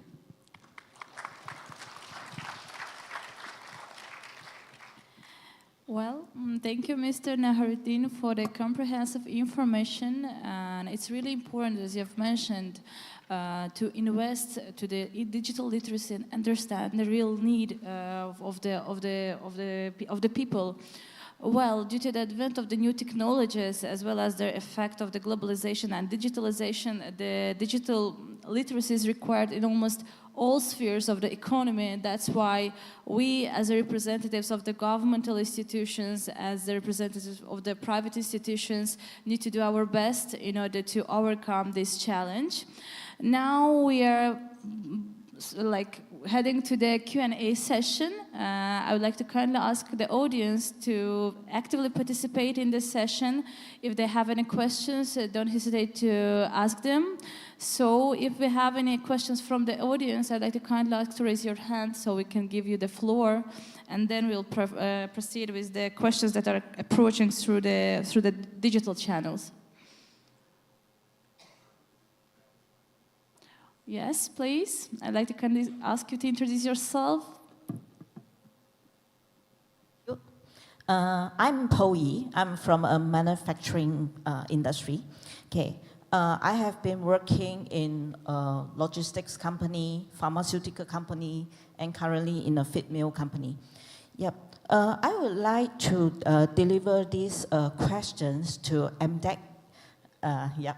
Okay. So could you please explain what are the challenges that MDEC is currently facing in collaboration with the maybe the highest the education institution, okay, in order to train those graduates who is able to perform well and have very practical skill to suit to the industrial needs. Okay, I'm asking this question is because when I was in pharma company, I did highlighted this issue whereby we found that some highest education, they might have challenges or they are reluctant to change their syllabus to make the needs, like example, like Microsoft skills, maybe the emailing skills, or these very basic digital needs in the industrial, okay, to make their students, after graduates, they can immediately able to use whatever they know. In fact, now we are actually spending a lot of the resources or investment to train the fresh graduates or even the current employees to gain this kind of digital skills. Okay, thank you. We started our initiative at the university quite some time ago, and back then it was a big challenge. But now I think after a few years of working with the Ministry of Higher Education, we have got the necessary buy-in and support from the ministry, from the highest leadership of the ministry. Recently, we signed a memorandum of understanding with the Ministry of Higher Education.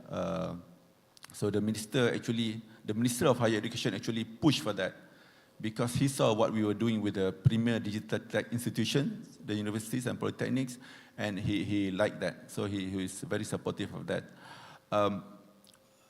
With the premier digital tech institutions, I would say that the resistance is no longer there, but I cannot.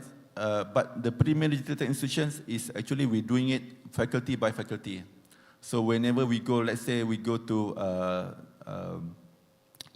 let's say UKM, then we go to the Faculty of IT first. Once the Faculty of IT is able to adapt to what the industry needs, then we start looking at different faculties. So maybe most of your talents probably not coming from the IT faculty, but different faculties. So probably it will take a bit more time for this to go to the other faculties. But for the tech faculties, I will say that so far, for the past few years, in terms of how receptive they are to like industry input to the curriculum, is very receptive, especially for the private institutions, because some of them even have the curriculum review even 2 or 3 times a year. And they get our experts. Because we have a panel of experts, we call them the Digital Expert Network, DEN. So these people, they can engage to do different things. Curriculum development, judging for hackathons or competitions, joint research, whatever, they're open to all this collaboration. So I think in short, we have put in a few necessary components. One is having the expert at their back-end call. 2 is having the support from the ministry, so that the ministry can now push the university to be more receptive, right? And number 3, of course, having the industry players supporting us in terms of providing employment as well as internship. And the employment, I just want to highlight that we are really pushing for the higher salary. I know some employers maybe don't like this, but we really have to push for higher salary, because otherwise all our talents will be looking elsewhere in the region, right? Okay, so thank you. Thank you very much. Any other questions from the audience? If yes, please raise your hand so we can see it.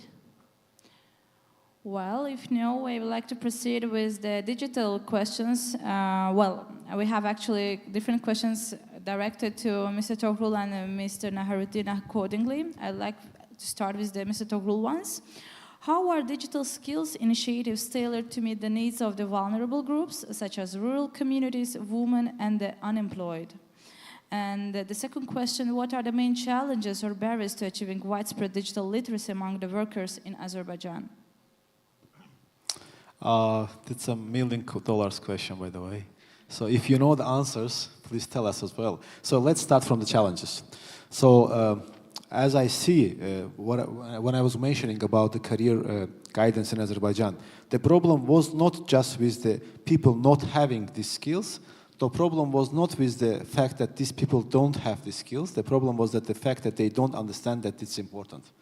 They don't understand that it's there and it's important. The same is about digital literacy. So people, it's easy to train a person to learn something, right? But it's more difficult to explain the person the existence of this and the importance of this. We call it why. So if you explain them the why, it's easier for them to learn them. So if we speak about if we go, like if I link this question with the first question about the vulnerable populations, if you don't know, just to give an example, the short information about Azerbaijan. So Azerbaijan was in the situation of war with our different neighbor for 30 years. And we had approximately 1 million. So our population is now 10 million. So approximately 1 million, 1/10 of population, either they were refugees or internally displaced people. So for years, they were living in the wagons or in the tents. Fortunately, they are living now in good conditions, and part of it, 3 years before we had the war, and we brought back, thanks to Allah, our territories. But still, so we were having a bigger problems, it was foundation problems. So even now, even as I mentioned when doing my presentation, so we have approximately 80% of people who are internet users, but approximately 50% of them, they are digital literate. So the biggest problem is the awareness raising. It's a lack of awareness about the importance of digital skills. So your ability to use Facebook or TikTok, which is very popular, unfortunately, in Azerbaijan, it's not a fact that you are digital literal and you can use it. So that's the biggest challenge, to explain that it's linked to your future. And it's linked to amount of money that you will earn. And it's linked to your future of your children as well. Okay, that's the biggest challenge so far, and that's why we use a lot of social media. Our branch is the only governmental body which has a TikTok account. So we have, because we know that our users are on TikTok and Instagram. If you work with just LinkedIn people and the ones who share their certificates, it's not about, they are already digital literate. You need to work with YouTube accounts, YouTube users. You need to work with. I speak about Azerbaijan. I don't know about the usage of social media in other countries, but we use a lot of TikTok and Instagram content, and we use funny content. So if we speak about the governmental bodies, normally what you see some people with the ties using the language they don't use during the normal conversation, right? So we use different language in order to understand these people, to see that we want their future. That's the biggest challenge when we speak about digital literacy. And what is also important, it's not just a problem of the end users with the digital literacy, it's also a problem of sometimes decision makers who don't understand the importance. Mr. Naharuddin also was mentioned about this, not to other bodies, it could be universities or deans, or I don't know, some randomly appointed someone who doesn't understand the importance of digital literacy. And that's also kind of the challenges. And as well as a lack of the local resources, because most of the resources in Azerbaijan is either in Russian language due to Soviet Union, like all the literature, or it's in English, and the majority of people, they don't speak either of these languages. Coming back to first question, I will try to be short. I don't think we have a lot of resources, being honest. I don't think we have enough of resources, but particularly with UNICEF, with GIZ, like German Partnership Government Organization, we try to work particularly with IDPs, like internally displaced people, with refugees, and we work with, as well as other representatives, we work with people from the orphanages. But I can't say that we have particular projects which directed to the digital literacy. It's combined. It's combined projects. When we speak, for example, career guidance, we work with entrepreneurship. For example, we have a project with the UNDP. It's about women entrepreneurship in the regions. Yes, part of it is the digital literacy, part of it's personal branding, part of it is using the proper social media. But I don't think we have enough projects directly related to this vulnerable population, because we still are in the process of, in the first, when you put the seeds in the ground. So when the seeds will grow up and people will see the effect of it, we will go to the second stage when we will have implementation of other projects. Thanks for the question. Well, thank you, Togrul, for the answer. Then we are also having other questions that are directed to Mr. Naharuddin. How are digital skills and entrepreneurship being integrated into the educational system from primary school through higher education? And the second question is, can you share some success stories of digital entrepreneurs in Malaysia who have been benefited from government or private sector initiatives? Okay, first question. Thank you. If you have school-going children, nowadays you will have noticed that in Malaysia, they study the Asas Science Computer and all that. So that's actually part of our handiwork, also working together with the Ministry of Education, developing those. And we also work with the ministry to integrate computational thinking into different subjects. So that is already in place because we've been working with them for the past many years. So the curriculum integration has been done at the schools, I think primary as well as secondary school. At the university, I think it's mostly done through our the Premier Digital Tech Institutions Initiative. just like I mentioned just now, because part of the intervention is also looking at the curriculum advisory and curriculum development by the industry experts, advising the different respective universities. So that's done. Second question in terms of success stories of our digital entrepreneurs. There's a lot. I didn't prepare the actual cases, but through, let me just try to recall, right? I think the best performing digital entrepreneur through our intervention, she grew her. Okay, never mind.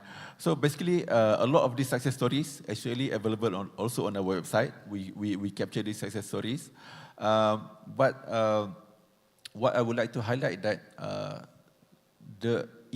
our brand name for digital entrepreneurship is e-Usahawan. So the e-Usahawan has been going on for more than I think 7 years now, and we have trained more than 500,000 Malaysians, right? So and to this day, the demand for the training is never ending because people see the value in it. So not just from the general public. Of course, we offer courses to the general public, but we also having requests from different ministries, different agencies to also provide this e-Usahawan training to their respective constituents. So I think that the numbers speak for themselves. The success is there. 500,000 going strong, and the demand, I think, we have our own in-house trainers, and our in-house trainers, I think we have about now 20 of them. We can never see them in the office because they are everywhere, all weekend, all weekdays, everywhere, all over the country. Thank you. I have a short comment or addition. So coming back to the first question about education. So what we found in Azerbaijan, I cannot speak about the primary education because we haven't started working there yet, because it's like the work of the Minister of Education and Science. But regarding the higher education, what we found very useful, and maybe you can use or already using in country. So we are not working directly with the final users generally because there are too many. But we work on developing the capacity building of career centers. Because when the career center is good enough and strong enough, and generally they are also providers of this kind of skill education in the university, if their workers are good enough, they also provide the proper education and proper awareness raising to students. For example, in Azerbaijan, for the last 3-4 years, majority of the universities, they started providing the career readiness classes for the universities. And it's a big effect, because they provide soft skills, which is very important. We know it's one of the best sellers of the candidate, as well as hard skills.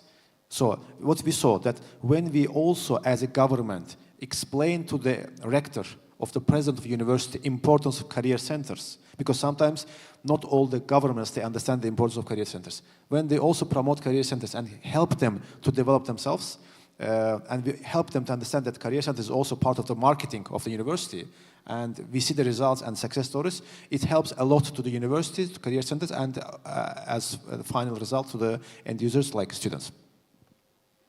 Well, thank you very much. As we are already coming to an end of the session, and due to the time frame, I'd like just to proceed with 2 last questions and then end the session, the first part of the session, let's say. Mr. Tohrul, can you please elaborate the Chirag initiative? What was the total number of participants? How do you measure the success of this initiative? Thank you. So as I mentioned, Chirag is like the light, or the student, means the students in Azerbaijan, probably it's from Arabic or Persian language. So we just started it. We had approximately 2,000 candidates, 2,000. And my idea when we started this initiative was to help particularly to regional youth who don't have enough resources to see where is the world and where we are going. So we have 2,000 of candidates. We have the first period. The first stage was about the application period, and second was the interview. And we were shocked. So can you imagine? There was a school child at the 8th form who was speaking about, for example, giving the quote from the Haruki Murakami or they like giving like statistics from World Economic Forum, and they are just in the 8th form, you know. And they was challenging us. They were saying like, who could be my mentor there? Like, could you provide the profile of my mentor? And we were shocked because it was us who was choosing them, but on the other side we saw very confident youth who is coming and they know what they want. So the result is not ready because it's just in the process. The first part is the process. I just have the feedback from my colleagues, and they are like one of my colleagues. He told like he delivered approximately 1,000 of trainings or workshop, and he mentioned that he never have seen such an energetic group. Because when you consider a youth as your colleague, not as from the up-down system, they can really shock you. And as a result, what we expect? We expect to put the seeds in the ground in the regions. Because as we know, there is a quote like, you are the medium of the 5 people around you. So we want these people to be the agents of change in their regions.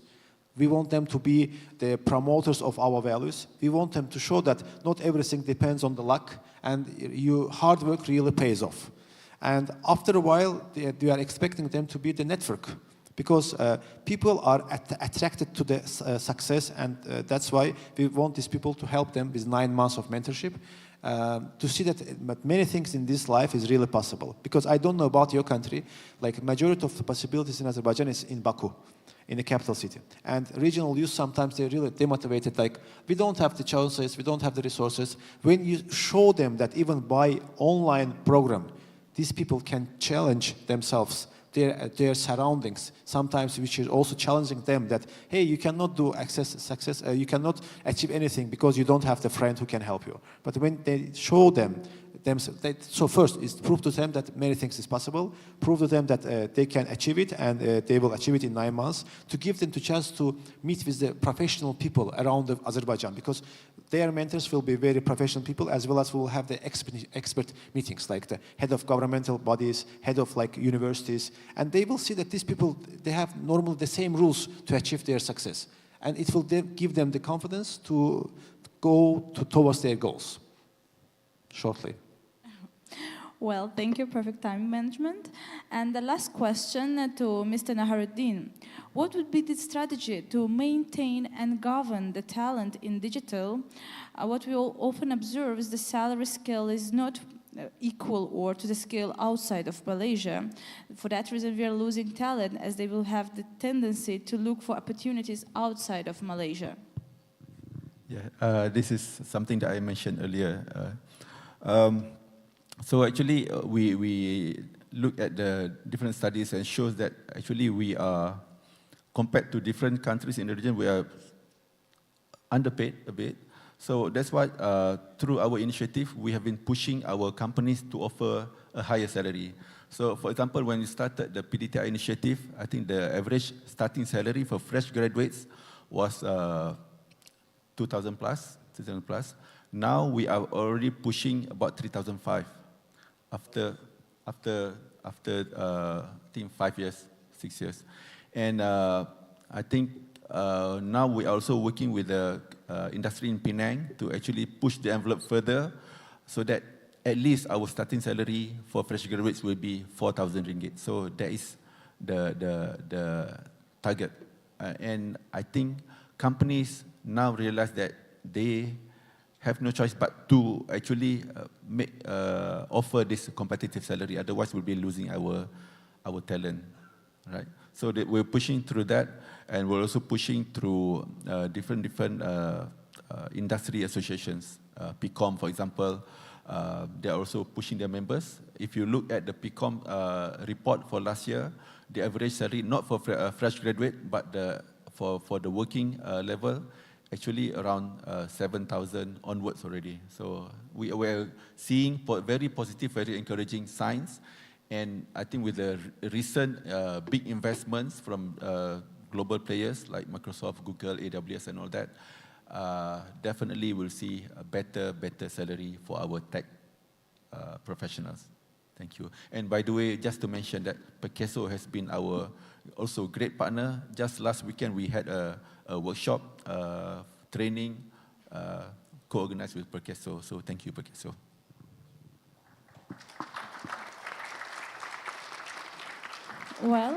Thank you very much to the speakers and to the audience for their active participation. The first part of our session has come to an end, and it's really interesting that the people here, the representatives from the different professional backgrounds, are facing the same challenges, but at the same time are providing different interesting approaches to the solution of this issue. And this platform is a great opportunity to share the best practices. So see you after the lunch. I'd like to give the floor to the MC.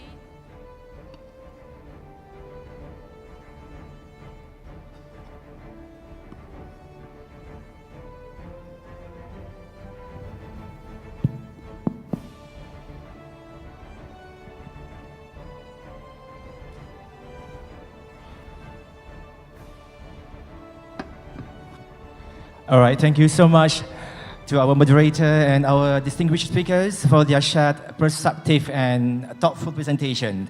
And this time we would like to present token of our appreciation to our speakers and moderator.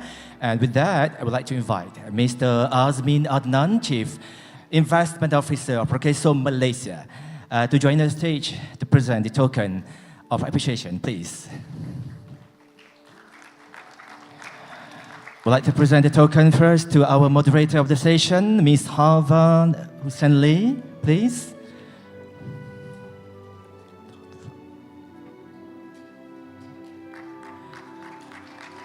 Our first speaker, Mr. Tahrul Alakbarov.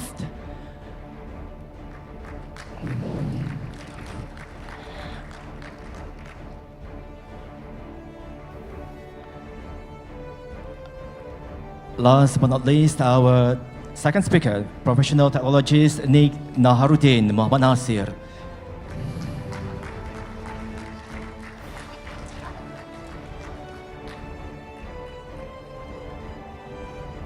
Thank you, Mr. Azmin, and thank you once again to our wonderful speakers and also the moderator for their engaging and also informative presentation. Okay, we do have some moments with photographer to take some momentous photos.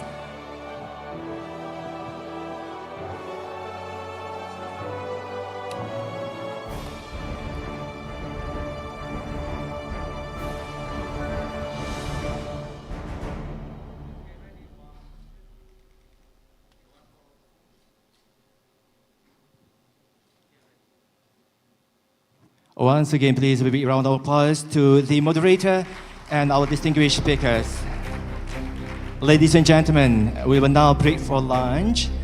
Again, I think this is a great opportunity to relax, network, and discuss the ideas that we have heard so far. However, please be mindful to join us back here by 2:25 p.m. 2:25 p.m. for our next session to begin on time, hopefully by 2:30 p.m. Till then, enjoy your lunch and I will see you then. Thank you very much.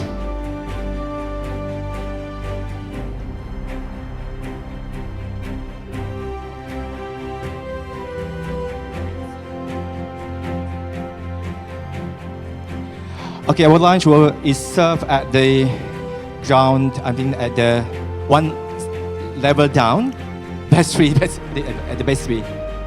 At the cafe downstairs, so just make yourself comfortable to go for lunch over there, all right? See you then at 2:25 p.m. Thank you very much.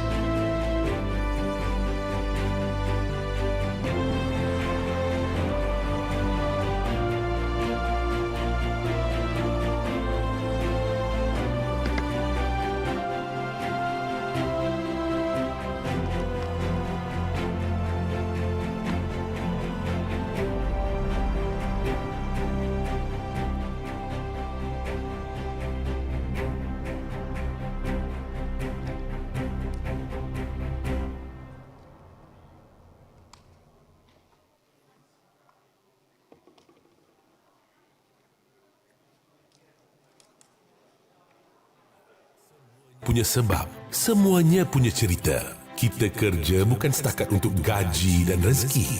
Ia untuk semua yang kita sayang dan kasihi. Ini bahagia kami, keselamatan sosial anda. Dan kami sedia membanting tulang untuk memikul tanggungjawab ini bersama anda agar penat lelah anda sepanjang hayat kerja anda dipelihara sebaik mungkin. Keselamatan sosial adalah jaminan rawatan, pemulihan serta faedah kewangan kepada pekerja yang kehilangan upaya untuk kembali bekerja. Skim-skim perlindungan kami terdiri daripada bencana kerja, keilatan, suri rumah, pekerjaan sendiri, pekerja asing dan pekerja domestik. Setiap skim ini dirangka untuk memberi bantuan dan faedah untuk golongan sasaran yang sesuai dan selaras dengan kerja mereka. Perlindungan ini bermula dengan caruman bulanan dari anda. Ini hanyalah sebahagian daripada perlindungan-perlindungan mutakhir kami. Semuanya demi memastikan setiap titik keringat anda lebih terjamin, setiap detik niat anda lebih bermakna. Semua demi melindungi pengorbanan anda, masa depan cerah yang ingin anda wariskan. Sebahagian lagi yang lebih besar adalah anda. Pasca 5 dekad sejak penubuhan PERKESO, rangkaian evolusi jaringan perlindungan sosial berjaya digarap demi kepentingan pencarum dan masyarakat di seluruh pelosok negara. Daripada hanya satu akta, agensi yang meletakkan prinsip Prihatin sebagai sandaran kini menyelia 3 lagi akta sekaligus mencerminkan keterangkuman liputan perlindungan sosial di Malaysia. Malah, peranan PERKESO sudah diperluas mencakupi perihal pasaran buruh yang menjadi penjana pertumbuhan negara selain keselamatan dan kesihatan pekerjaan. Iltizam untuk menjadi tonggak utama dalam menyediakan perlindungan sosial kepada segenap lapisan masyarakat akan selamanya terpahat dan dizahirkan dalam setiap gerak kerja kami. Kerana PERKESO itu Prihatin, Prihatin itu PERKESO. Kerana siapalah kita tanpa warisan kita, dan selagi kita semua yakin yang esok masih ada, kebahagiaan anda warisan kami.